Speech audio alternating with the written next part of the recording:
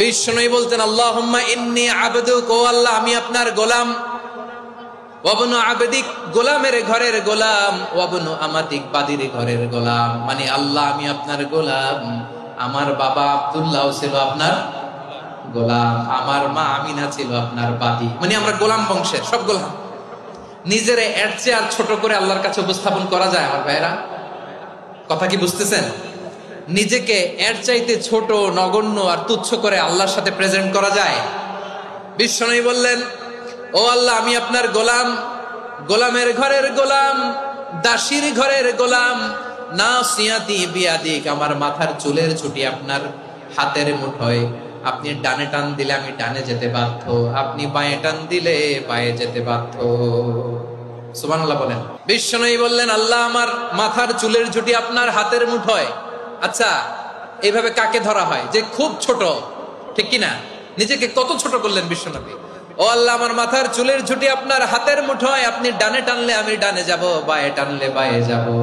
আল্লাহ আসআলুকা বিকুল্লি ইসমিন হুয়া লাক, নাসিয়াতি বিয়াদিক, মাদিন ফিয়া হুকমুক, আপনার নির্দেশ আমার উপর কার্যকর হবেই হবে। আদলুন ফিয়া কাদাউক, আপনার ফয়সালা, যেই ফয়সালাই আপনি আমার জন্য করেন এটাই ইনসাফ। সুবহানাল্লাহ বলেন। আমরা আল্লাহর ফয়সালায় সন্তুষ্ট হতে চাই না। কত কমপ্লেইন, আল্লাহ তুমি এটা দিলা না, ওইটা পাইলাম না, ওইটা হইল না রে, এরকম অভিযোগ, কমপ্লেইন আমাদের আছে না নাই? আর বিশ্বনবী বলতেন আদলুন ফিয়া কাদাউক, আল্লাহ আমার জন্য তোমার যেটা ফয়সালা এটাই সবচেয়ে শ্রেষ্ঠ ইনসাফ, এর চেয়ে ইনসাফ আর হতে পারে? এভাবে কায়মনোবাক্যে আল্লাহর কাছে বিশ্বনবী দোয়া করতেন। এরপরে বিশ্বনবী বললেন, আল্লাহ তোমার যত নাম আছে সব নামের ওসিলায় দোয়া করি, যে নাম তুমি আমাদেরকে জানিয়েছো, যে নাম তুমি আমাদেরকে জানাও নাই, যে নাম তুমি কোরআনে নাজিল করেছো, যে নাম নাজিল করো নাই, যে নাম শুধু নবীদেরকে জানিয়েছো।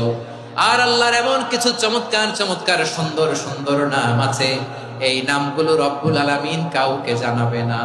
সুবহানাল্লাহ বলেন। আমরা তো 99 নাম জানি, 100 নাম জানি আল্লাহ, কিন্তু আল্লাহর এমনও কিছু নাম আছে যেগুলো আল্লাহ বিশ্বনবীরও জানায় নাই।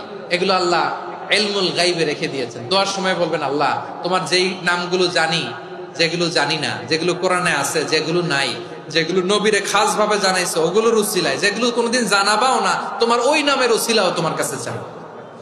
আল্লাহ কোরআনকে আমার হৃদয়ের বসন্ত বানাও, আমার বক্ষের জ্যোতি বানাও, আমার চিন্তা দুশ্চিন্তা তুমি দূর করে দাও।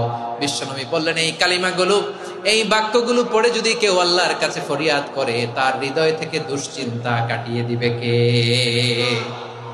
পড়বেন, এই দোয়াগুলো পড়বেন।